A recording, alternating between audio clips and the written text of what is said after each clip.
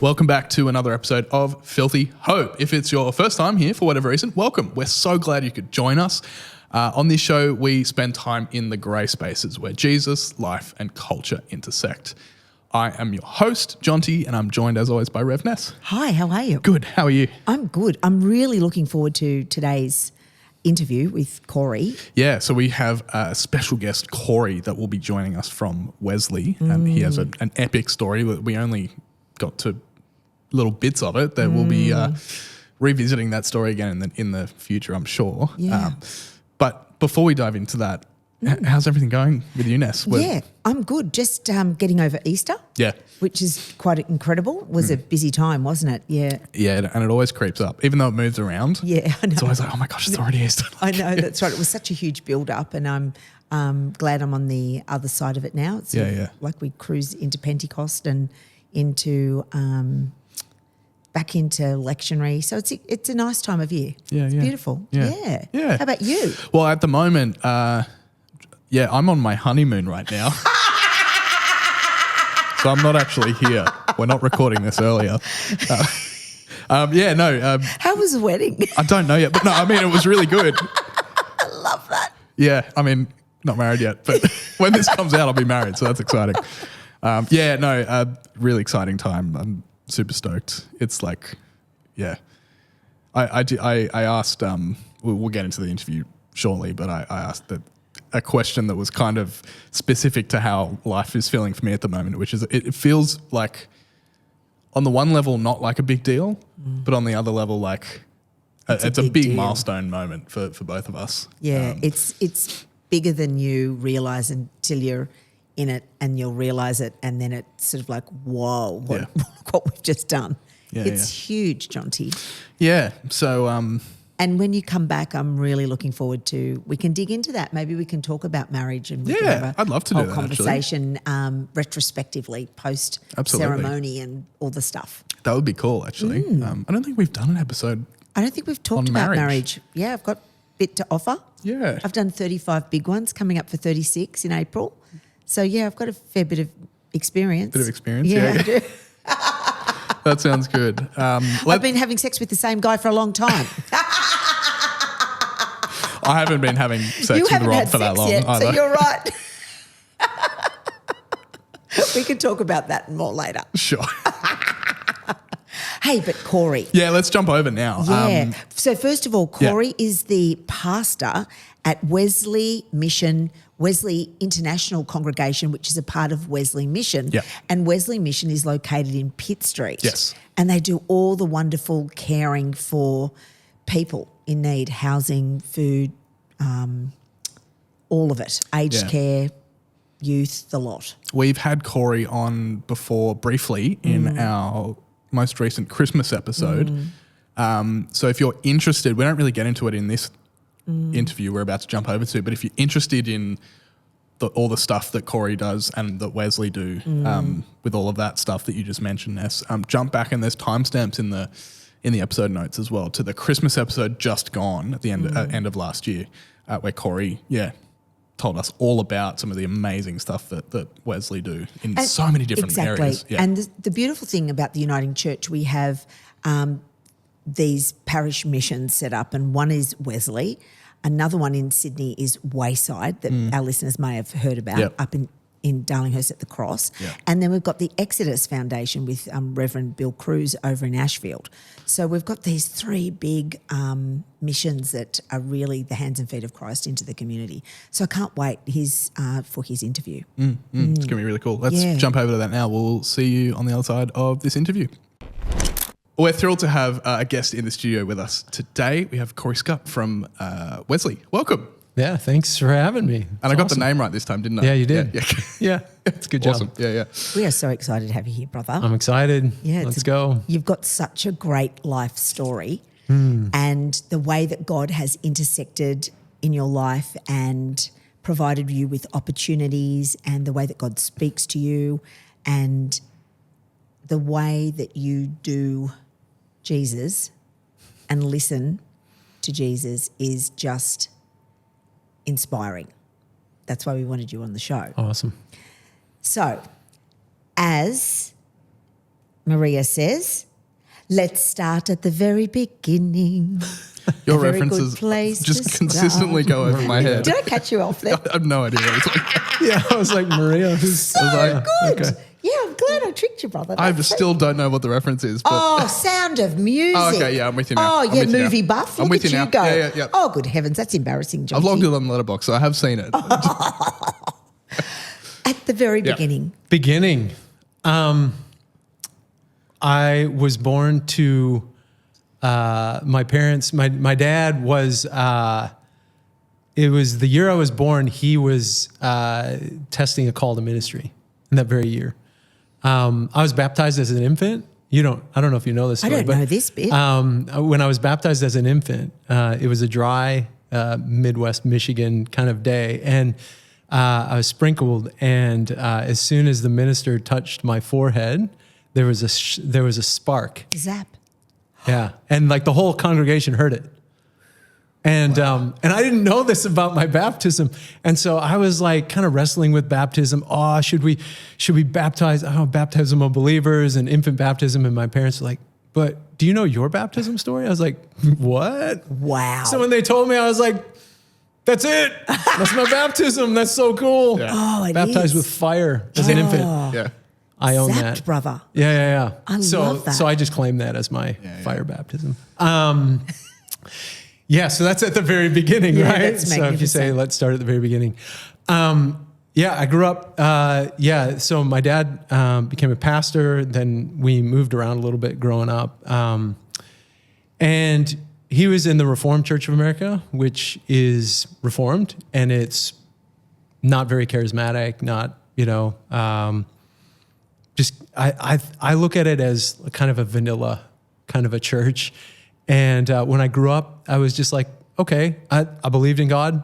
I had a couple of, I had this one experience when I was kind of 10 or 11. I was in my room and just crying, and my mom came in. It was at night, and I was just like, while I was going to sleep, and she come, are you okay? And I was like, I was just thinking about what Jesus did on the cross. At this moment of I don't know, just very vivid. I had still do have a very vivid imagination. And I was just imagining Jesus on the cross. And yeah, it was Wow. pretty formative for me. Grew up with godly play, children in worship. Awesome. Yeah. And that for me was huge in laying a foundation. Basically, godly play is a way of telling the story and inviting children into the story. And at the end, there's always wondering, right? I wonder. So you go, I wonder. And so I wonder what it was like to be walking from Jerusalem to Jericho, knowing that there might be thieves. What would that be like? I wonder if you would walk from Jerusalem to Jericho on your own. I wonder, and so you just invite kids to wonder. Yeah. And after you do two wonderings, often kids will start wondering, and they wonder the most amazing things, right? Because Yeah, the they Spirit do. speaks to children. Yeah, it's extraordinary. And so as a child, I grew up with that, and I realize now, looking back, I'm like, what we're teaching children is how to do reflective theology Yeah. as a 5-year-old. Yeah, wow. And how good is that, right?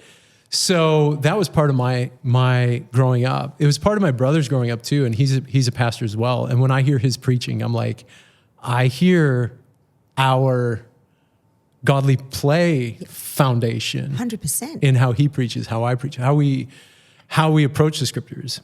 I am so glad to hear that you feel that had such an impact in your life as a child, because one of my first trainings that I did when I started at MLC school was godly play training. And so I did godly play training and taught the scriptures to the junior school for 4 years. Yep. And it was informative for me and for the children, and they respond exactly how you describe. And the things that come out of their mouth when you say, I wonder, what do you wonder? What's your favourite part of the story? I wonder who you think you are in the story. The things that they say are off the charts. Thank you for affirming the godly play thing, because I've often wondered what kind of legacy I left Yeah. in the school with those little ones. Yep. It's really lovely to hear. Well, yeah, you've taught them reflective theology. Yes, Isn't thanks, that like, Cory. that's crazy. Yeah, it's really and cool. like, so we're doing that now in the city at Wesley Mission. Like we're Awesome. doing that with our international congregation. We've started to officially roll it out this year. So we've got all the materials that we got sent over from the US like years ago. Awesome. But now we're rolling it out and it's going really well. So, but yeah, I believe, yeah, like that was just part of my discipleship in growing up. And it kind of laid a foundation that, that really helped me in life. And then, as a high schooler, kind of drifted, did my own thing. Was Pastor Dad okay with that? The fact that you Drifting? did your own thing? Yeah. Well, Pastor Dad and Mom by that time. Right. So, they were surprisingly okay. I look back and I'm like, how would I be okay? Like, because to self as your kids grow up. I was just, I just had friends who weren't Christians and we did stuff, Yeah. And so, I would say that I would call myself a Christian, and I had more boundaries than they did, Okay. but they weren't like Christ-like boundaries, but they were, but I wasn't kind of going to let myself do everything that my friends were doing. But yeah, so it was an interesting kind of space in high school. And then my parents moved right after, I did a year of community college and my parents moved to South Dakota. Wow, South Dakota that's a is shift. like, the town that we lived in, 640 people. Yeah, wow. So Thriving. yeah. That's And, a tiny little town. Yeah, so there's no traffic lights, and and it's just I'm picturing there's not much going on there. you remember Twin Peaks from the 90s? I'm picturing that little town. There you That's go. Northwest, but Not familiar, but it's probably Yeah. So this was, and so when I moved with them at 19, I was like, I think I have to get out of here. Yeah, very like, this is unimpressed. crazy. And Did Dad move into a pastor role? yeah, Mum and he Dad took- together? No, just him. Yep. So he took a role there. Before that, I was in Michigan. I was golfing a lot, and my mom was like, "You need to save your money and not spend it on golf." And I was like, "I earn this money. I can do what I want with it." And so then she said to me, "I stopped praying that you'd stop golfing, and I've started praying that God will change your life through golf." I said, "Okay, how's he going to do that?" She said, "Maybe like a hole-in-one or something." And I was like, "Okay, then what?" I get a hole-in-one, then what happens? She goes, "If you get a hole-in-one, you apply for mercy ships." Oh my gosh. Yeah. So Can you I just said, unpack the mercy ship, yeah, what that so is, before Mercy you tell us the Ships rest of the is, story? Mercy Ships is an organization within Youth with a Mission that basically has doctors and medical staff on a ship that then travels. The one that I was on docked in Europe, got all the supplies, and then they traveled, sailed down to West Africa, and then did surgeries for people, dental surgeries, facial surgeries, removal of tumors, all that kind of stuff for free, right? So these people lived on the ship, and they just, that's what they did. They raised support so they can live on the ship and So do I'm that. assuming you got the hole-in-one? So Take what us happened back was there. we visited a different ship that was docked in Lake Michigan when I lived in Michigan. Yeah. It docked there for just for kind of exposure and all that kind Yep. of stuff. So we walked through it, and I made this kind of statement of I would never choose to do this. Oh, wow. And so when she said that, I was like, yeah, okay, whatever. If I get a hole-in-one, then Thinking that was just totally not going to be a thing. but also thinking, you know what, hole-in-one is like a golfer's Dream. mountaintop, right? Yeah. So, so then I was like, I might get a hole-in-one. So I was just thinking like that, and didn't get a hole-in-one, but I was golfing alone one day, and I hit on a par 4. I hit one down the middle, and I couldn't find it, and it's nowhere near the green, but I just couldn't find my ball, and I reached down into my bag to get another ball from where I thought it should be, and it was 2 meters away from me in a sprinkler hole, which was the size of a sprinkler, but the sprinkler head on the top was a pipe, and on the pipe was perched my golf ball. Oh, And I was like, that's a man-made hazard. I get a free drop. That was what I thought. Yeah. Then I dropped it and I hit it. And then I was like, what are the chances of like perching a golf ball? Like you could hit a million shots and never perch a golf ball on top of a pipe. that's extraordinary. And then I was like, that is like a hole in It's better than a hole in one. Because it hasn't dribbled in. It's landed on. Yeah, right? It's like, hasn't fallen it's kind of, I don't know how it like perched exactly. It was, anyway, so then I just felt like that like moment of going, I see. Affirmation. I see what you did there. Wow. And then I felt like, no, I can't go against that. So then I applied. So obedient, Cory. And then, so I applied, but then I thought, I don't know where this goes. So I just kind of forgot about it. How old were you? I was 19. Oh, wow. And I forgot about it. My parents and I moved to South Dakota. Like all this happens. I'm living in South Dakota. I start working construction, which is a whole new universe of like, it was a different universe. Anyway, I was like, winter is coming, and winter in South Dakota is bitter cold. And it's bitter cold and it's windy, bitter cold. Yep. And I was like, so what do you guys do in the winter? Like, do you guys just take a break? And they're like, Nope. no, we just wear more clothes. And I was like, we do, eh? I was like, I don't know if we do that. So I was like looking for an out. Yeah. And I, on my birthday weekend, I traveled back to Michigan to just hang out with some friends. And I was driving back to South Dakota, and I stopped at my grandma's house in Wisconsin. This is before mobile phones and everything. This is 1997. And I stopped at my grandma's house on the way, and just to have lunch with her. It's kind of midway point between Michigan and South Dakota. And the phone rings, and it's for me. I was like, what? Who even knows I'm here? I was like, hello? And it was a South African lady named Brenda from Mercy Ships offering me a spot on the next school. Good heavens. And now I want to get out of South Dakota. Yeah. So I'm like, I will take it. Anything. Wow. Right? And she says, wait, it's in 2 weeks. The school starts in 2 weeks. I was like, I'll take it. And she's like, it's in the Netherlands. I was like, I'll take it. Wow. I was like, I'm getting out of South Dakota. So yeah, within the next 2 weeks, I quit the construction job and bought some stuff that I needed. Yeah. And then got a ticket to Rotterdam and off I went. And I joined the Mercy Ship in Rotterdam. Oh my gosh. 2 weeks later.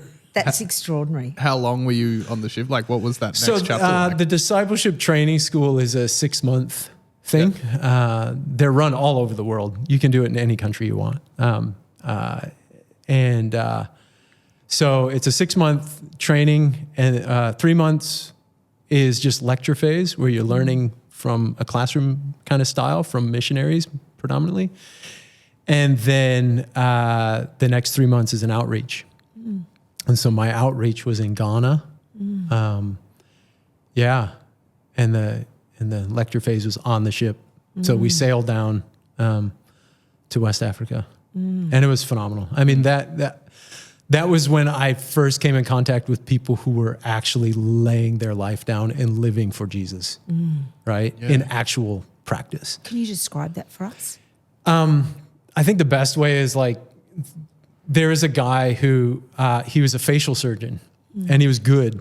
So he could be making a lot of money. Right. But he was raising support to live on the ship. And I looked him up recently. He's still on it. 30 years on the ship. He just celebrated 30 years being a maxillofacial surgeon on the Mercy Ship, raising support to do it, raising his whole family. Like, is he doing things like cleft palates? Yep. All of right. Cleft lip, cleft palate, burns. Yeah. A lot of people who have burns that never get treated, right? Skin grafts. Yeah. tumor removals. I mean, like some of the photos are just phenomenal. Like people have huge tumors that grow in their neck and basically they gradually suffocate, right? Because they cut off the windpipe. And so it's life-changing surgery. Wow. And when he shared his story with us, it was just like, man, like the lives that he's changing and his why for it. Like he's just consumed by the love of Jesus. Yeah, wow. And you just listen to him, you're like, you actually are. And you're actually living with Jesus. Yeah. And I want that. Yeah, wow. Because that's actually what this is all about. Wow. And I want to give my life to Jesus. So we talk about in the church, sometimes we say, oh, give your life to Jesus. Yeah. And like, but he did. Yeah. And so I was really confronted by that. And so he challenged us all, like, do you want to give your life? Like to lay Jesus? your life Yeah, down. lay your life Yeah. down. Like Walk actually away give from it to him as a living sacrifice, Yes, right? So yeah. so saying, okay, you've got me from the time I step out the door. I'm going to be listening for your whisper and I want to do whatever you tell me to do. Yep. Every day. Yep. Like you've got me. Yep. That's crazy. Yeah. But you look at his life and you're like, well, that's what abundant life is. That's actually what Jesus is offering when he's offering abundant life. Yeah. It's extraordinary, isn't it, to think that somebody with that much medical training, he probably had huge university debt potentially to go into a role like that, which I can't think he wouldn't generate the kind of return on investment that he would if he was working commercially. Oh, No way. Like, I mean, you know, he raises money. He raises support to do this. Wow, Yeah. wow. To live on the ship. Yeah, and to have a ship And the ship, like this studio is not very big, right? Yeah. And his whole family would have lived in this space. Wow. on a ship. Wow. I'm curious, like you often hear, I certainly often hear stories similar where it, for some reason, it seems to take going to a different part of the world to experience that like radical shift in not just saying that you follow Jesus, but like encountering Jesus in that way that completely flips your life around. Why? I'm curious why that seemed like in Western culture, for some reason, often it seems like we have to leave to find that and then bring it back. Why?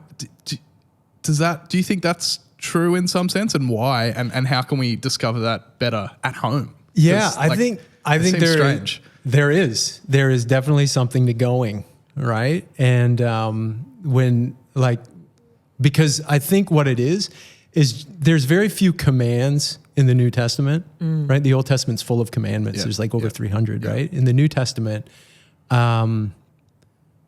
go and make disciples of all nations, baptizing them, teaching them to obey everything I've commanded, and I'll be with you always to the end of the age. I think there's something almost sacramental about mission trips. Yeah? And what I mean by that is like, just like in baptism, God is present in a unique way, right? God's always present. He's omnipresent. But in baptism, he's special present. In communion, he's special present, right? There's something almost sacramental, right? The sacraments of baptism, sacrament of communion. There's something almost sacramental about mission trips because Jesus is there uniquely. Yeah. When you step out and you go and because it's an obedience to the commission, it's not the great suggestion, it's the great commission, right? Yeah. And so when you actually go, you experience God in a different way. And there's no other way to experience him like that. Like you can't get that kind of experience without that experience, right? So our high school group in 2 weeks is going to Drilldery in New South Wales. Drilldery is like 8-hour drive from Sydney and town of 1,000 people. And we join up with the Drilldery Uniting Church and we run kids camp for the children of Drilldery. Yep.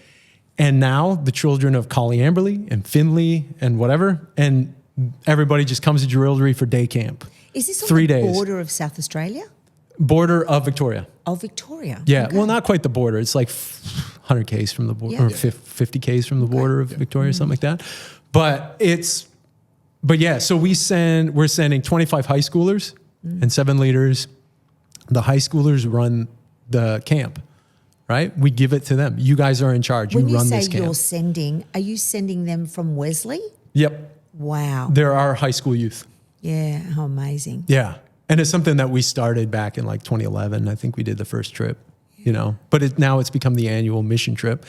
And the reason we did Jerilderie was because we had a connection out there, but also there's a hesitancy for parents to send their kids on an overseas mission trip. Right. Where parents are more willing to send their kids on a Local. on a bus, Yeah, interesting. even though statistically more likely. Anyway, That's super interesting. but yeah, so we send our youth, we drive them out, we run a 3-day camp. And what's so amazing is that our high school youth experience a mission trip, right? They get to experience what it's like to be with Jesus on a mission field. They're working together. They're unified because they have a goal, right? There's such unity in a team.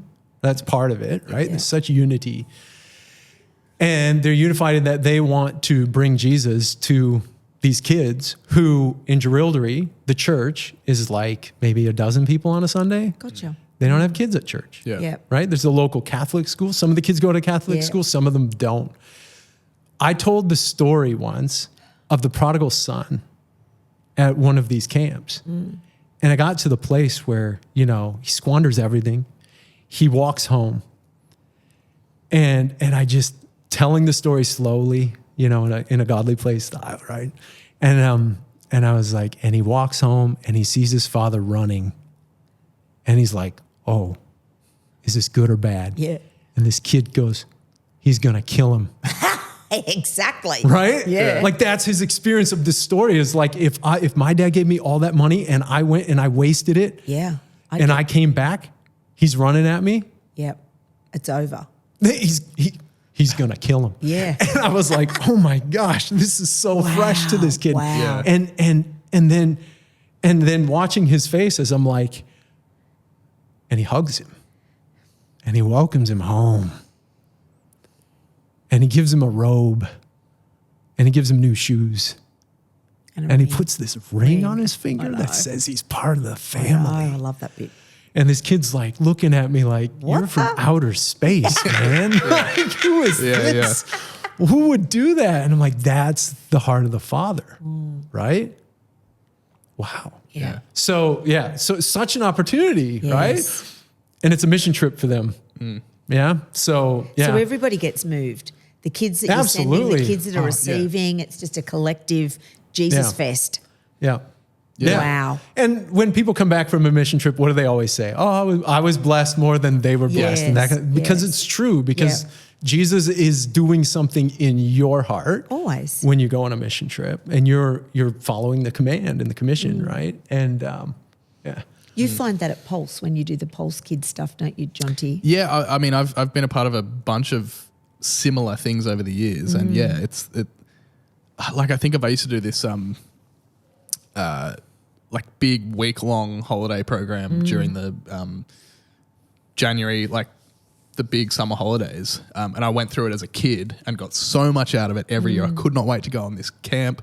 To hang out with friends, but also like see the leaders that I remember from the previous year. And then when I was older, like I didn't even consider the option of not being a leader because I had so much invested in this thing. And so, but then when you're a leader, like you say, it's that whole communal experience of everyone's doing it together as a group for a single purpose. Yeah. And you're physically exhausted by the end of the 4 or 5 days or whatever, but like, who cares? Because you've had such an enriching experience as a group. Almost, like you say, as much as you hope to have given the kids. Yeah. And the exhaustion's just part of it. It's just part of it. Just part of what makes it so fun. Yeah, I do sometimes giving. look back at what I like, the things I used to do 15, 16, 17, 18-year-old me. I'm like, how did you have the energy to stay up that late with those kids or like run that program that took months and months of preparation and you just got 4 hours sleep for 2 weeks? Like, I'm not even that old. Like I'm about to turn 27, but like you look back. You poor old man. I was like, how old is he? You look back and you're like, I don't know where I had that energy, but like that's what doing something in a group like that does. Exactly. Yeah, it's pretty cool. Wow. So have you got that coming up in a minute? Yeah, I'm not going this year. Yeah. So Ronit's our youth pastor, and so he's taking the group this year. Amazing. This is the first year I'm not going though. How does that feel? It is a little bit like. Are you sad teary. about that? Yeah. Part of me, I'm like, but at the same time, I've handed it off, and we did it well. Like we did the handoff well. It wasn't just like, okay, off you go. It was like I went the last 2 years, training him, building that relationship and helping him connect with the hosts. So we have like the church in Jerilderie hosts us. Yeah. Right. Wow. So, which is what makes this work. Because if we were just going to go to a town and like run a kids camp, no, like so they're invested. Yeah, they're super invested. Jackie and Kel are amazing. They're like these full on, like you cannot stop these people kind of people. And for them, this is like highlight of the year, like that we come and help run this kids camp, and they're just like our biggest fans, and they've done all the work for us, right? They must see the fruit for them to want to do it, for all that energy and effort, They must see the benefit in the kids' lives after you're gone and you're back in Sydney. Yeah. Can I ask you, so back to the ship. Sure. You're on the ship, you're young, you've done 6 months by this stage. Yep. 3 months on land, 3 months at sea. What changed for you then? What happened next? Yeah, well, I came home and I was like, back to Dakota. What's next? Yeah, right? wow. Like I'm in South Dakota going, I'm not staying here. Were you freshly Holy Spirit inspired? Oh, yeah. Yeah, like on fire, would you call it? Yeah. So your zappage from your dunking was lit, right? Yeah, well, and the way I look at it, like... You need to use that in short content. Like... If you look at the YWAM experience, Youth with a Mission is like the discipleship training school experience is like camp for 6 months solid. Yeah. Like think about like the intensity of like living, eating every meal with the same people, like being on camp for 6 months with people, including a mission trip. So that's kind of what like a discipleship training school is, which I highly recommend to anybody. Yeah, wow. But so I came back and I was like, I was around the fire so much that I was on fire, right? And then you come out of that and you're like, ooh, I'm not around the fire anymore. And so a couple of different things happened. One is that you lose a little bit of the heat of your fire, right? Yeah. So you lose a little bit of it. And then you wish other people had it. Yeah. Wow. And sometimes you're like, what's wrong with you? You don't have this, like there can be this spiritual pride, right? So we need to be really careful with that. So I came back with a bit of spiritual pride. Yeah. I can't imagine you all hoity-toity, bit full of yourself, mate. I love that. So I was, and then just kind of going, okay, what's next? Because what's next for me is not this. I'm ruined for the ordinary. I can't do ordinary anymore.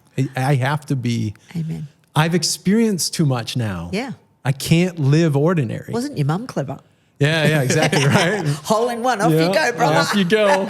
Come on, Jesus. She would have been praying her ass off while you were away. Look, I think once I left, she was just like, oh, it's going to happen. Yeah, like, yeah. So when I came back, I was like, yeah, what's next? And so I applied to be a camp counselor. In the US, we got camp that runs 12 weeks of the summer, and each week you got a different group of campers. And so I did that for the summer, and then I went back to South Dakota going, what's next? And I washed tractors and combines, and and then I was like, what's next? About knock out your then flame. I went to Haiti, and I spent 3 months in Haiti, and I was a photographer for like Sponsor Kid kind of thing. And that's just for 3 months. And I learned Haitian Creole and, just bought like all the kids these frozen icy things. And like, I just kind of, I was just like living the dream in Haiti for a little while. And then I came back, did another summer camp.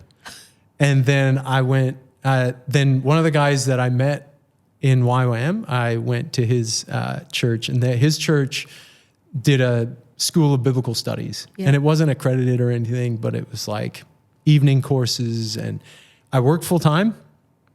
And that was the first time I'd kind of moved away from home and worked full time. Yeah. So I worked full time for 2 years, did that school of biblical studies.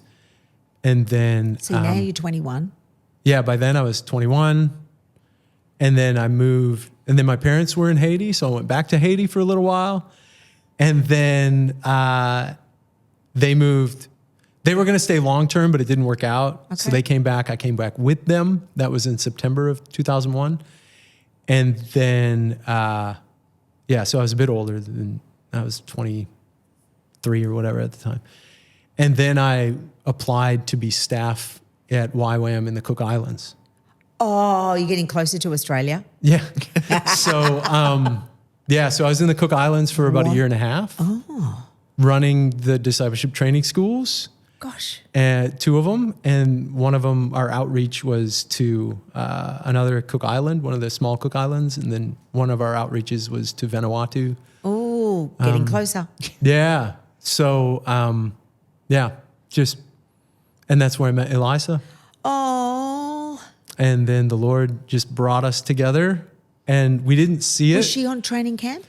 Yeah, so she was a student on the first one, Yeah. and she was a staff member on the second one. And after the first school, like, we both just saw what God was doing in a kind of a short amount of time, right? And it was like, oh, wow, this is what God is doing. And so we got engaged, and then we stayed on the base, led the next discipleship school, and then we got married. Oh, wow. Yeah. Wow. Once you know, you know. Well, and here's the thing, right?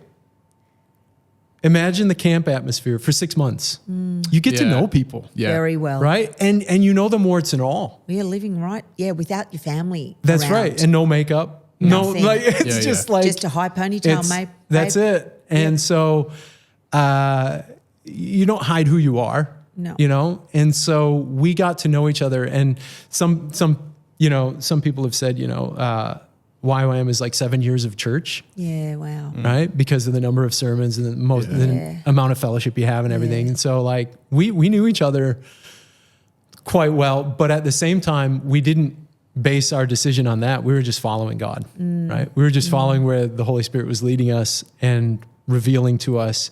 We realized that the Lord had taken us both to the same place by different routes. Yes. And we had a very similar revelation of God, but it happened in very different ways. So she was a dancer in The King and I. She toured in the U.S. and Brazil, and on the West End of London, she was in The King and I. And then I was like selling tires in Sioux City, Iowa, right? But God led us in these 2 different I know. pathways to the same place. Gorgeous. And like, so a lot of her like theological journey was at Redeemer Presbyterian in New York City. Wow. When Tim Keller was there. And so that like her journey and then my journey, and then like God just showed us like, I've prepared you both for each other for this place right now. Yes. And so we were just like amazed at like God, like And can I just if we had another hour, I'd tell the whole story because she's an like Aussie. she's British. British. Yep. Wow. Yep. So how did you both end up here in Australia? How did that work? So we got engaged in the Cook Islands. Yeah. We got married in the U.S. Yep. Because a lot of her friends from New York were all there. And then we went to England for 4 months and stayed with her family. And then we were just praying, Lord, what's next? Where do we go next? What's the next season? We're newlyweds. We didn't have a plan. We hardly had $1. Right? I was working at Pizza Hut in London, right? Love it. Like, yeah. just as you do. And then it was like, Lord, where do you want us to go next? Yeah. And so it was more her conviction, like that we needed more theological training, like a bachelor of theology, kind of theological training. And so the Lord led us to Wesley Institute. Because Wesley Institute for Ministry and the Arts, that's who we were, ministry and the arts. We wanted to kind of hold both and go, yeah, God, do what you want to do through ministry and the arts. Right? Cory, were we there at the same time? What's that? Were we both there at the same time? I think we crossed paths because I graduated in 2006. Ah, okay. I might have been before you. Yeah, you were before me. But yeah, I was Amazing. 2006, graduated, yeah. And that's how we knew Reverend Dr. Peter Powell. Peter Davis. Yeah, Too many that's right. Peters. Too many Peters. Get 'em mixed Yeah. up. Yeah. So Peter Davis and I was the first to do the preaching practicum. Oh, were you? I was the first one. I was the guinea pig student. I wonder if I must have. Susie Stanton did it as well, didn't she? I don't know who did it after me, but Mark Prowse did it. I know after I me. did. Yeah. Yeah, you did Yeah. it. Yeah. So I was the guinea pig student. So that was Thanks like for doing a good job. But for me, it was like amazing to see the uniting church. Okay. Right? So because I didn't know you the ended uniting up church. preaching at a bunch of different places. That's right. Yeah. Over how long was that? The preaching practicum was a year-long part of yeah. the theology degree. Like it was a year-long where I preached in different uniting churches every fortnight, right? So I would craft a sermon, preach it in 2 places that month, and then another sermon 2 places in the same month. And you just learn how to create a sermon, and they judge you. They fill out that I didn't have that. form. Oh, we had a form by the time I went through. I didn't have had that. to circle the bits, a bit like like an essay or something. no, full judging. Yeah. But it was good feedback, good feedback. I think I'm glad I didn't have that. Yeah, it was pretty stressful, to be honest. Get this So wad mine of was like stuff. self-reflection. Oh, but wow. Yeah, anyway. Yeah. Maybe it would have been helpful if I did have Maybe that. Peter just used that stuff on me. Well, it was my introduction to Australian culture as well. I bet. Because at one church, I was introduced as a student preacher who needs all the help he can get. Where did you go? Give us some names. Drop the names. That's so funny. Thanks, man. Yeah, drop That the was names. in Castle Hill. Oh, mean. Wesley at Castle Hill. Yeah, Wesley United Wow. Church, Castle Hill. Yeah. That's so funny. Yeah, they're like, he needs all the help he can get. Yeah. This is a sidebar, but when I was the youth worker, my first placement, the first, I reckon 6 or 7 times I preached, the minister who I'm still really close with now made me blue tack like L plates onto the front of the pulpit before I preached. No. Just so like I knew my place and everyone knows like No. he's still learning. Like Wow. And I actually found it kind of nice because it was like the pressure's off. the pressure's kind of off. Yeah. But like Yeah, I mean, I love think that. I get what he was trying to do, but in the U.S., you would never do that, yeah, right. no. right? Yeah. You wouldn't Admit. like, you wouldn't bag somebody out just before they were about to preach, wow, right? wow. Yeah. Like, That's such an Aussie thing, right? So it was a very Aussie thing, and so Yeah. it was an introduction to the culture as well, and so, but it was great for me. I mean, like, yeah. So you're in Australia.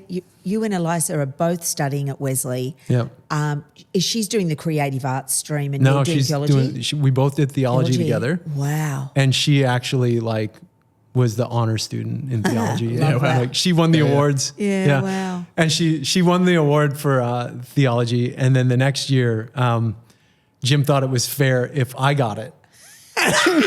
And she actually should have gotten got it. it. She was a bit salty. Matchy. She was like, "That's not cool, man," Yeah. because she was the better student. Wow, And wow. and she is. Yeah. She's very sharp. Yeah, incredible. Yeah. So you finished there. How old are you now? You're about 29. Yeah. Oh, at that time. At that point, yeah. About 29, is that right? Yeah, 2006. Yeah. And did you both Yep. come over on like student visas? Yeah. Far out. Yep. That must have been a lot of palaver. A US student visa into Australia and a British one. You're doing Yeah, it yeah. different countries. Back then it was easy though. Was it? Yeah. Yeah, okay. Oh, US, British, come on in. Yeah, You want some wow. PR? Yeah. Okay. It wasn't quite like that, but it's much easier than it is now. Yeah, well, it wasn't like that in the 80s when I married my American husband who couldn't Yeah, get okay. in, who was already wow. highly educated and they couldn't get him in, but we needed plumbers and go. sparkies, but you couldn't come in if you were a molecular biologist because we've got enough of those apparently. Crazy, right? Yeah. So you couldn't pull PR. We had to be married Yeah. before Wow. Rob could actually live Yeah. here. Well, we didn't get PR until I was sponsored by Wesley Mission. Good heavens. Yeah. So, okay, so you finish your degrees. Yep. You haven't had kids yet. When did we have Leela? Yeah, not yet. Not yet. And how do you land the Wesley gig? Well, I landed the Beecroft Uniting gig. Oh, Right. Right. So. Yes. Yeah. So I preached there. Yes. Yeah, you remember this now. Yes. Yeah. So I preached at Beecroft twice. Both times I was like, this is a hard place to preach. Oh. Hard. It was just difficult, right? Yes. And because, people were listening like with furrowed brows. And I was like, I don't know. I don't like this place that much. And then I saw an ad at Wesley Institute that said, looking for a 20-hour youth worker. And I was like, the poor soul, Yeah. and the Holy Spirit was like, apply. And I was like, surely not, Lord. And he I was love like, you, but brother, no. apply. And I was like, well, I'll apply, but that's as far as it's going to go. Yeah. Right? So I applied. I was obedient. I applied. I went for the interview, right? And I'm sitting with John Weston, and it's just him and me, right? He's the pastor at the time at the church, the minister. And I'm just like, I'm trying not to get the job. Yeah. So having exposure to the congregation, I was like, I think they're a bit more Anglican-y, and I think they're a bit more like Straighty 180. Yeah, like I don't think they're like they're not Uniting-ish. They're not like charismatic. So I'm more charismatic, more like I lean into the prophetic and charismatic gifts and that kind of thing. So I just went for it in the interview with John. I was like, so John, I really feel like God's leading me into the prophetic. Yeah. And his eyes lit up. And I was like, uh-oh. And I was like, yeah. And I just prayed for somebody at Challenge Camp, which was a Uniting Church camp. I prayed for, it was a mutual friend of ours. I prayed for her. And she was slain in the Spirit. And then healed of a sprained ankle. Like she had a swollen ankle, a sprained ankle. She's slain in the Spirit, healed of a sprained ankle. And I'm telling him the story. And he is just like, oh, yes, brother. Oh, no. And he was like, he offered me the job. After the interview, he offered me the job. And I'm like, he's like, this is what we need. And I'm like, oh, no. I was like, It's like, oh, I see what you did there, Jesus. Anyway, So then I felt like, well, I knew I had to take it. Yeah, give that So then a I was there for 2.5 years, and it was much better than I thought it was going to be. Yeah, wow. And I enjoyed it, and the people are beautiful, and and you would have been like a breath of fresh air in there. And looking back, I was like, yeah, I was cutting my teeth at this preaching thing. Yes. When I left there, one of the guys was like, yeah, it's great to be in a place where you're really cutting your teeth preaching. And I was like, cutting my teeth, man, I was giving my heart. But looking back, I was like, yeah, that's what I was doing. Like I preached a few that I'd be like, oh. But that's how you learn, right? 100%. And so I am very grateful to them. And very grateful for the opportunity to serve the Lord there and lead youth. It's fantastic. Well, you were youth yourself, really. You were just like Jonty's age. You were doing young adult. 29, 30. Yeah, wow. 28, 29, 30, yeah. And that's when we had Leela. Okay. Yeah, our first child. Wow. In 2007. And I was studying, I was doing a master's of theology then at Alpha Crucis at the time. Wow. Yeah. Gosh. I've just meant the mention of Challenge Camp. Get excited. My heart just lit up because I attended the final 3 when I was in year 7, 8, and 9. And then when I was in year 9, that was the final one. And so year 8 and year 9 in particular on those Challenge Camps, that's where what I would call my adult faith first actually kind of became a thing. Yeah, wow. I miss Challenge Camps. I know, right? So good. You need to get round the fire, mate. Yeah, that's right. Yeah. Yeah. And I mean, Pulse are doing a cool job of the kind of new version of that is Uniting Youth Camp, which is serving that same thing, which I've been a leader at the last 2 or 3 of them. But yeah, oh man, that just gave me a nice warm feeling inside. Yeah, yeah. Oh, isn't I've that forgotten lovely? about challenge Like when camp. we Those- did yeah, it, man, yeah. it was a 7-night camp. Yeah. That's insane. Ooh. That's Yeah. insane. I think 7 by the nights with time no I was sleep. there, it was 7 4 or nights. 5 nights. Yeah. It wasn't the full week, but it was Yeah. still like, where else do you go away on camps that long? Like it's pretty rare. Yeah, it was pretty cool. Yeah. Wow. Just Challenge big- camp was yeah. awesome. Yeah, so cool. Yeah, So yeah. you knock out a couple of years at Beecroft, Yep. middle of the Bible Belt, and then what happens next? I preached at, I was asked to speak at a youth camp for Wesley International Congregation Okay. in 2006. For our listeners, can you tell them what on earth Wesley International even is? Yeah, And, so- and what Wesley is. Yep. Wesley Mission is, So Wesley Mission's a very big organization. but- Different from the Wesley University that you went to. Well, Wesley College. actually, Wesley Institute was part of Wesley Mission, Yes, it was. but then it was sold. Yes. Anyway, but Wesley Mission we've got about 2,000 staff, really leaning into homelessness, foster care, aged care, escaping domestic violence, gambling reform. So we've got gambling counselors and financial counselors, and we do a whole bunch of stuff like school for seniors. And we have a church as well. So the church side of that, we have the Wesley International Congregation, which is we have a service that meets in the city and a service that meets at Ride. We've got an Indonesian congregation. We've got a Chinese congregation. We've got a few other just different times, English-speaking congregations. and you've got like a lunchtime in the week congregation. Yep, we've got that's City Heart, City Heart Tuesday and Wednesday now. So that is just open to anybody. We've got a lot of marginalized people in that space, but a lot of people who just love being in that space and like being the church, as the church was really a New Testament church model, right? Rich and poor, slave and free, like everybody in the same room. So there's a lot that happens, and a lot of that happens in the city on Pitt Street. Great location, Yeah. right on near Pitt Street Mall. It's just Yeah. absolutely a powerhouse Yeah. for helping people.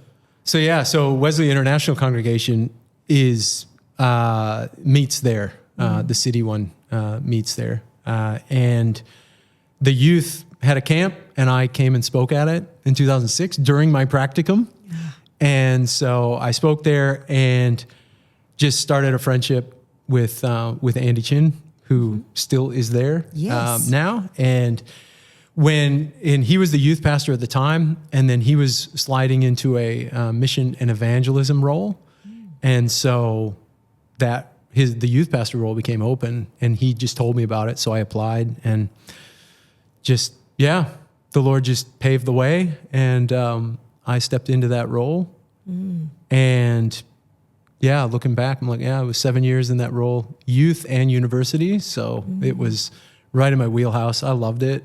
And It you were doing your Masters of Divinity at that stage, theology, weren't you? Yeah, so I finished my Master's of Theology, and then I started at Wesley. Yeah. So it was like boom, boom. Yeah, so Incredible. then it was full-time at Yeah. Wesley. And then Wesley sponsored me temporary visa, and then 2 years later to do PR. Yeah, wow. Yeah. And from that youth ministry space, you've then gone on to become the pastor of that large congregation now. Yeah, so the journey was, I went from youth pastor to the Ride campus pastor. Yep. And now I'm going to be moving in a couple of months or a few months. We don't know. The timing is fluid, but I'll be stepping into the city lead pastor role. How does that feel, Yeah. brother? It's good. I'm excited. Yeah. I'm excited for what God's doing. I think, I just feel like I just feel like the next decade is going to be, like God's moving. Yeah. Just get on board. So meanwhile, you're a busy father, Yep. husband, leading this church. You're about to start into a new dynamic role, loads of responsibility, and you've answered a call to the next phase in your life into a path of ordination. Yep. Sucked in. Yeah. Yeah, we finally got you. Yeah. We finally got you there, mate. Yeah. Yeah. Now, there was a bit of a time when you weren't very obedient. People listening won't have seen Ness just looked over and winked at me. A time when, I don't know if we should go there. Should we cut that bit out? I don't mind. No, we can go there. Are you sure? Yeah. Because I think it's a good one. Yeah. Do you want to unpack that? I think, we might cut this later. Yeah, sure. Yeah. Sure. Yeah. The Uniting Church makes it quite difficult to be ordained, right? And it's not that we don't need some rigor around it, but when I was, early on in 2011, I was like looking into that, and I just thought, I don't think that's the path that I'm on right now, and I felt like obedience was not being ordained. Yeah. So I remember us having and that I look back conversation. and I think, okay, I don't think that was the right timing. So, and it wasn't until more recently that I kind of reinterrogated that kind of question because my kids are at Uniting Church schools. Yeah. And looking at my calling and going, am I just called to Wesley Mission? Because that was my primary calling. I was called to Wesley, and I still feel called to Wesley, right? But now I feel like, okay, but my calling is bigger than Wesley. My calling is to the church, and I have a place and a voice in the Uniting Church that I feel like God's calling me into ordination. And so I started to explore that a bit more. And what was really helpful was understanding that ordination into the Uniting Church is not to be a Uniting Church minister, it's to be a minister of the word for the church, the whole church. The big right? C church. And the big C church. And and so I think for me, just stepping into that was like, okay, that makes a big difference. And then the other thing was I thought I would have to compromise some of my convictions to be an ordained minister in the Uniting Church. Yeah. But when I realized that the unique characteristic of the Uniting Church is that we are a people of conviction called to live by our convictions, even if our convictions aren't the same. Yeah. Normally in a denomination, you have to have the set of convictions that the denomination has. Well, and we're watching this in the Baptist church Yep. at the moment. You know, if you're not following the party line and ticking those boxes and signing on the dotted line, you're out, mate. That's right. You're not sanctioned to be a part of us. And actually, we don't want you in the club. Yeah. It is the beauty of the Uniting Church that we have this depth and breadth, don't we? Yeah. To who we are. It's a fascinating strength and weakness. Yes. Right? Because it makes it so that we don't have theological guide rails, which is a weakness, but it also allows for a theological freedom that is a strength. Yes. And a weakness. It's like this because most denominations you need to agree with these 20 things. And in the Uniting Church, we've got, you have to support women in ministry and not rebaptize. That is all. There's a few other things, I'm sure. But that is like the two. Yeah. Right? Yeah. Oh, but it's such a punish, Jonty. I mean, Cory. Such a punish to have to but that's it. respect women in ministry. Yeah. No, and it's not. So that's the thing but that would put you on the outs. And it does. I've seen it. In the United Church. Yeah. Right? Yeah. But those are the only two, and really maybe the only one thing that would put you on the outs of the United Church. Everything else, we're called to live by our convictions. And even congregationally, the congregation sets their own theological guardrails, which is a strength. Yeah. And it's also a weakness of the denomination, but it's a strength of the congregation. Yes. So when you're looking for a church, it must be confusing from the outside to Yeah, be for looking sure. and to know who the heck we are. Exactly. Yeah. Right? Because you can have Because if you go Anglican, you kind of know where they're going, right? That's right, You go exactly. you know the Bappos are going one way. Yep. You know the Penties, what they stand for. But we kind of, you can pick something that's very different. Yes. In our church, in our denomination. Yeah. And we vary from location to location. Yeah. From congregation to congregation, ministry leader to ministry leader. Yeah. Don't we? And yeah, it is tricky. I hear how tricky that is. Yeah, strength and a weakness.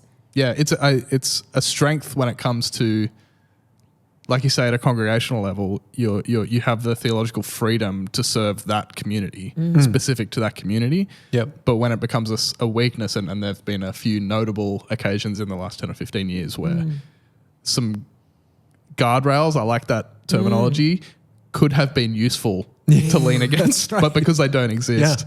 Well, they don't exist is probably too strong, but because there is that freedom, when sometimes those things become useful and we go to lean on them, like, oh, they don't exist in the way that they do in the Anglicanism or denominations. baptism or Yeah. Baptist church or whatever it is. Yep.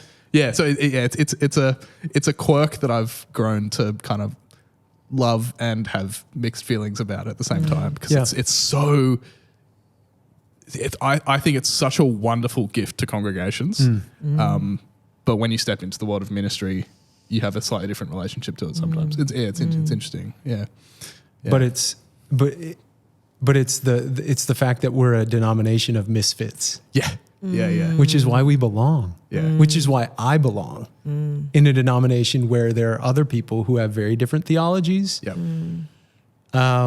And we can have a respectful debate about it. Yeah. Yeah. Right? I can have a loving conversation with people I disagree with Yeah. in my own denomination. Yeah. And I think that's the strength. Yeah. Yeah. Right? Because in other denominations, you can't even bring it up. You can't even like have a dissenting voice. Yeah. No. You can't like if you talk to the wrong person about it, you could lose your credentials. Yes. And like, how can you be an honest minister in that space, right? Yeah. And so we're allowed to be honest ministers. So that's the strength. Yeah. It is a strength. And I think that in our Sydney Presbytery, where at both of our churches are located, we have such a depth and breadth of different theological positions in the many different denominations within our presbytery boundaries. Many different congregations, you mean? Sorry, Yep. yes, congregations that have different theological take and beliefs, and some are affirming, some are not affirming. It's just extraordinary, really. Yep. And yet we all rock up to meetings, and generally we all get on quite well. Yeah. That's really and can I tell you? I think Jesus would think that was pretty bloody cool. I think so Don't you too. think? Be pretty impressed with us. Yeah, and because at the end, we're all wrong. Yeah. Spot on. Yeah. Right. Yeah. So I love that we all think that we're right. Yeah. You know, sometimes people say at the end, Jesus is going to show us who's right and who's wrong. Yes, I think yes. Jesus is just going to come and we're going to be like, oh, I was okay. wrong. Yeah. But all of us are going to go, I was wrong, Yeah. right? And he's right. Yes. And so, you know, to the degree that we're wrong on earth, we don't know. Yeah. Yeah. But I really do like, you know, and that is a kind of it's something to acknowledge. Yeah. And we're not quiet about it. We acknowledge that we're a broad church. Yeah. And we have some culturally and linguistically diverse congregations Yeah. who are much more traditional in their beliefs, but they belong. Yeah. And they make up who we are. Yeah. And so it's really important that we continue to be a broad church. I think we've got correct me if I'm wrong, but the lion's share of the Pacific Islands. We've got Ratumans, we've got Tongans, we've got Samoans, we've got Fijians. Have I missed anybody? Probably. Yeah. But we've got a good cluster of thriving congregations in those areas. You know, we represent a lot. Yeah. Even in Sydney Presbytery. Yeah. You know, it's just it's extraordinary. Yeah. Something to be really proud of. Yeah, diversity is always something to be celebrated. Not we were Yeah. talking about theological diversity, but And cultural I diversity is. And I think for the strength, yeah. Pacific Islands, it's coming and stemming from our Methodist roots as the uniting church, Yep. because we were the a culmination of the three different Congregational, Methodist, Metho, and Prezos, Presbyterian. coming together. Yeah. So I think that is the attraction. And we do think differently and behave differently in many respects, yet you know what we do that we all have the thumbprint of? We just do love. We do the big Jesus thing. We do love, and we love each other. Whereas I've seen other denominations that don't do the love and actually be quite repelling and quite the antithesis of what Jesus came to do, you know. And I think at least we're giving it a hot crack, aren't we? Yep. In loving. Yeah. Yeah.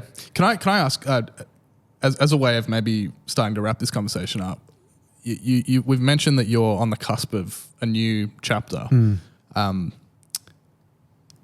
and answer this to whatever degree you're comfortable sharing. What for you as a follower, when you're going through big change or preparing for big life changes and going into new chapters of life, are there ways that you're consciously or maybe unconsciously temperature checking your own personal faith and discipleship as you go into those big, like, external life changes?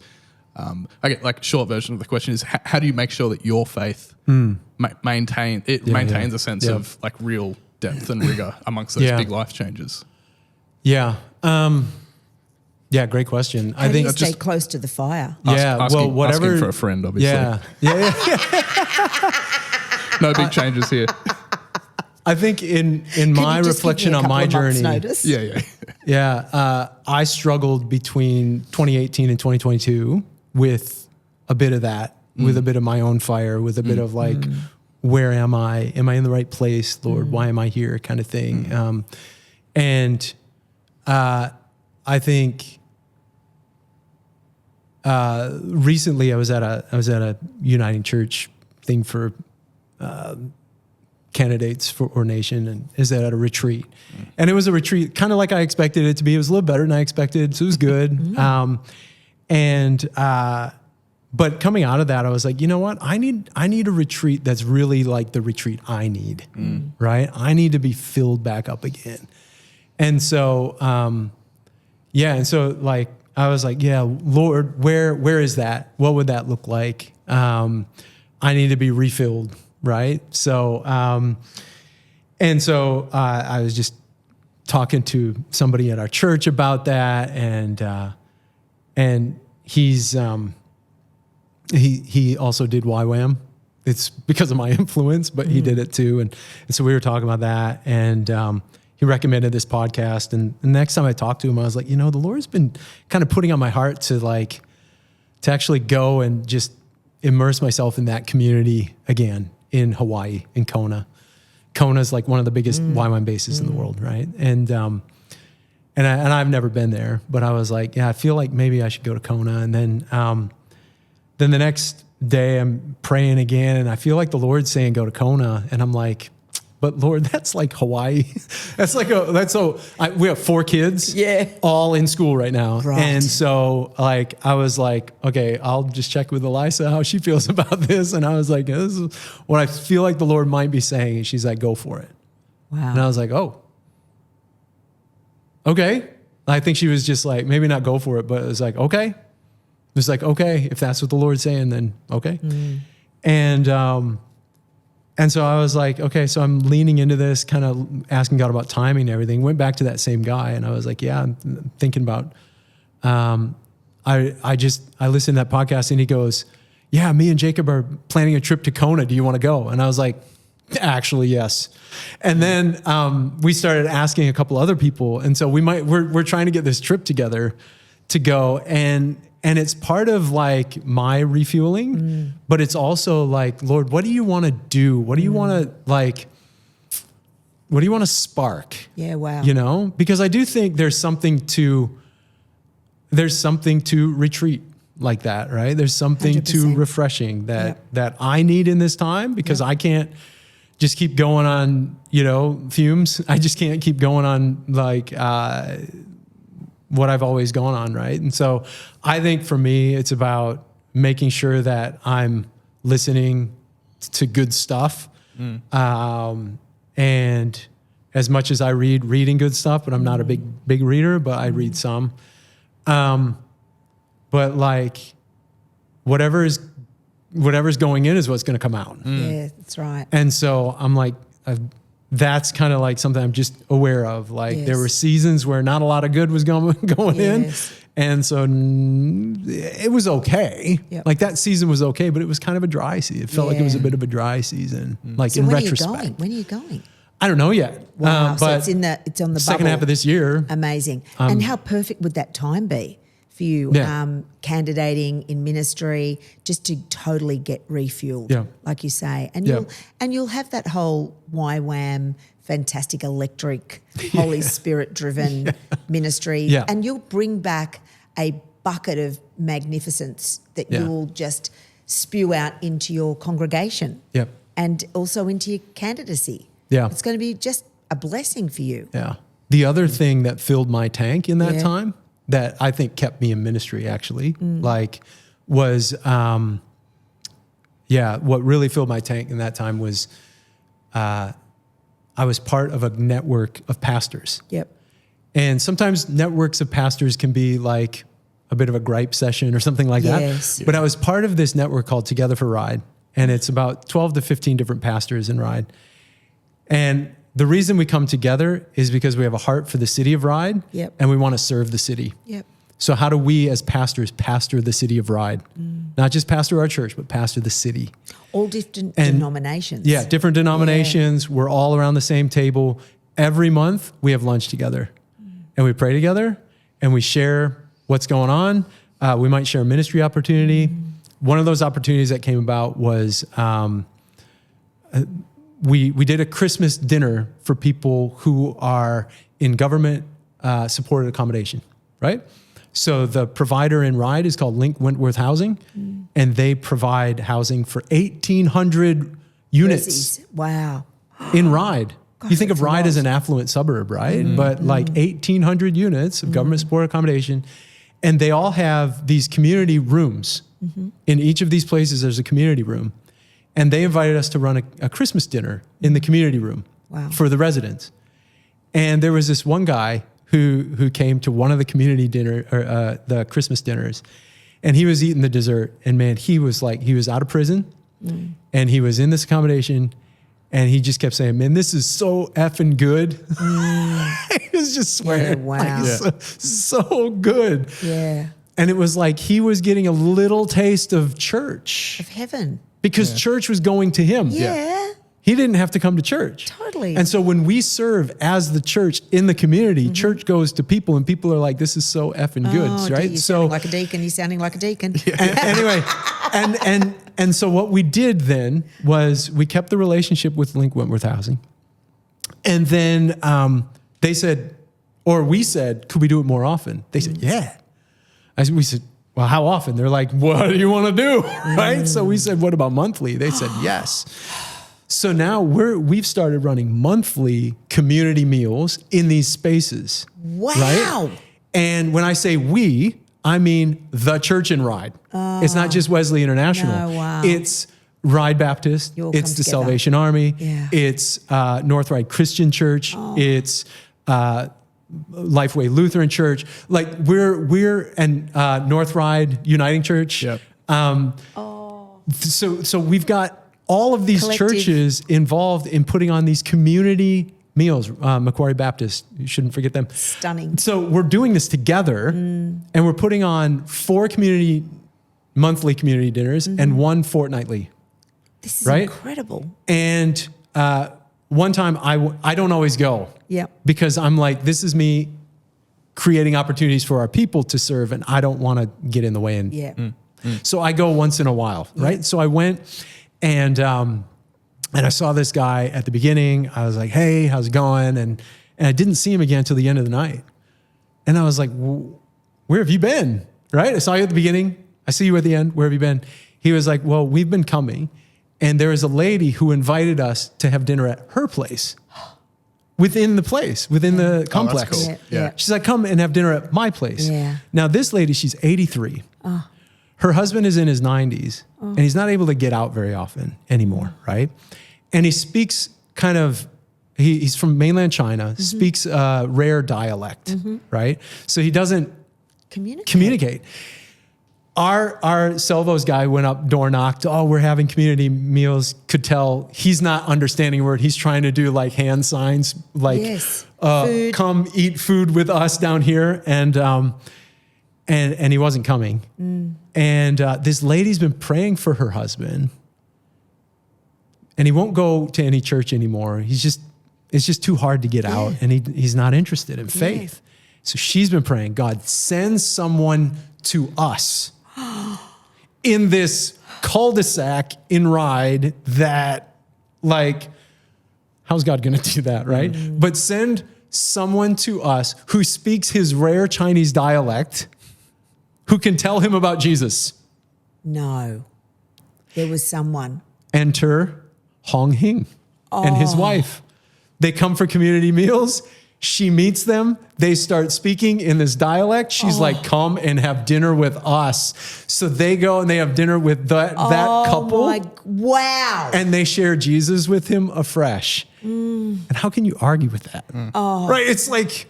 It's a little bit like the golf ball on the thing. Oh, it's amazing. But like what's amazing about this one is, you know, if it was up to me, that community dinner does not happen. Right? That community dinner does not happen if it's up to me as a local church pastor. But because I'm at the table with a group of 15 other pastors who are in oneness, which is even better than unity, right? But we're one. Wow. We're chasing this oneness in Christ, and we want to serve the city together. Yeah. Then this becomes possible. Oh, it's amazing. Her husband gets a visit from people who speak his dialect, right? Because the church is one. Yeah. Right? Yeah. And it just opens my eyes. Like my eyes were open before that story, but I love that story because it's like, man, what can God do with a church that's unified? Yeah. What can God do with a church that's willing to look beyond how we baptize and stuff like that, which is not important. Crap we get bogged down with. Yeah. Like the stuff that used to divide us. Right. Right? Yeah. And so how can we be the church to a lost and dying world? Right? Who needs Jesus? Yeah. Right? And her answer to prayer came because the church was one. And so I like that On fire. kind of thing is like, man, that's the future as well. That's the future of the church, right? Yeah. So as I'm going into the city role, like at Ride, I'm just like, people have tasted and seen, and that's going to live without me. But in the city role, like we don't have that network yet in the city CBD. You will. And so like one of my first things is like, man, in order to do evangelism well, we gotta not do it alone. Yeah. We can't do it as a local church. We have to do it as the church team in up. the city. Well, if I can help, we're in Wallara. We're just down the road. Yep. We're the poshos down the road, mate. Yeah, that's it. Happy to be there. Yep. Happy to come to your table anytime, Cory. Yeah. Yeah. Yeah. So yeah. 100%. So I'm excited. That's there. Beautiful story. Super cool story to Yeah. I think to pull this ship into harbour. Yeah, There's so many more things I want to continue talking about. So let's continue this conversation. Can you come back another time? On another Can we do like part two after Easter? Are you a social media person, or do you tend to keep it pretty locked down? Okay. I am like a. So don't go looking I at am it. a post social media person. Okay. I see. Yeah, I don't know. Maybe Fair it's just enough. my generation, but I'm just like, I'm over it, man. Yeah, that's fair. I feel you on that one. We're on like our sermons are on YouTube and whatever, and like our young people do social media and church stuff. So if people want to hear you, we can find you on the Wesley International website. Yeah, if you go to the Wesley Mission, church.wesleymission.org.au, then you can find sermons and stuff like that. Sweet. Yeah. And if people listening or watching have follow-ups, thoughts, questions for us or for Cory, just send them in and we can pass anything on, and we'll line up another time to do this at some point between now and the end of the year, and then do this again. We're so grateful for your time. Yeah. Thanks so much for being here. Thank you, Cory. You're an inspiration, and we wish you such blessing in your ministry and in the new emerging ministry and also in your time at UTC candidating for Yeah. ordination. We're really excited to watch your journey and travel with you on this Awesome. new journey in your life. Yeah. Yeah, thank Cool. you. Thanks for being here. And we're back. What an incredible interview. He's so gracious. We squeezed a fair bit out of him. He Yeah. had a hard out, and we sorry, Cory, we had him for longer than we were expecting. But yeah, amazing speech. He's such a good storyteller He's as well. a great pastor. Yeah. His So, yeah. sermons must be epic. Yeah, and like we said, go to Wesley's website. You can connect with more of Cory's stuff there. Yeah, or you could go to Cory's church on a Sunday Absolutely. if you're not coming to Alara. Or Taramara, no. So what are we doing next week? Next week we have a special guest. Don't take this for gospel because I'm banking heaps of episodes before I'm already away, but before I go away. As far as I can tell off the top of my head, I think next week we're going to have a special guest, Beck Swain, who has their own podcast with Jono called Zap. So if you want a bit of homework between now and then, Go and listen. Zap the podcast. It's really funny. They're in the same way that Filthy Hope is, where we spend time in the grey spaces where Jesus' life and culture intersect. Zap the podcast is there's heaps and heaps of good quality journalism out there, and so here's the other stuff. Is the pitch for Zap. So go and check them out. They're amazing storytellers and hosts. And next week, Beck is going to be on the show. How wonderful. And we've got a handful of other guests coming up as well. I think at some point we're going to be talking about prosperity gospel. Yes. We might talk about some stuff around is church a cult maybe at some point in the future as well. We've got lots of cool stuff coming up. So we hope you can join us for that. Have a great week, Ness. You too, brother. At this point, Into the Word is on a brief hiatus until we come back with our next season, but keep an eye out for that. And keep an eye out, as always, for our live shows. Buy some merch, all on the same link down below. If you want to support us, merch is a really easy way to do that. Another really easy way, if you don't want to chuck money at us, totally get it. That's fine. There are heaps of other ways. You can pray for us. We always love. Prayerful support is underrated. IMO. Absolutely. And I'd love to see you on Sunday at Wallara, 10 o'clock. Drop in. Yeah, can you come and visit? It'd be so cool to have you there. Yeah. I have never said that in all these years. I don't think I've ever done Took that. 150 episodes. That's right. You can leave us a review on Apple Podcasts or on Spotify. They really help. But yeah, I think that's just about it. That's us. Yeah, we'll see you guys next week. Have a great week. See you next week, Ness. See you next week. This is a prayer for the people who want to give up, who have been hurt beyond repair and cannot bear to see your face in anything. Find peace in letting go of the guilt that isn't yours, and find hope in understanding. Life is not a game you have to win. Forgiveness overwhelming, salvation not deserved.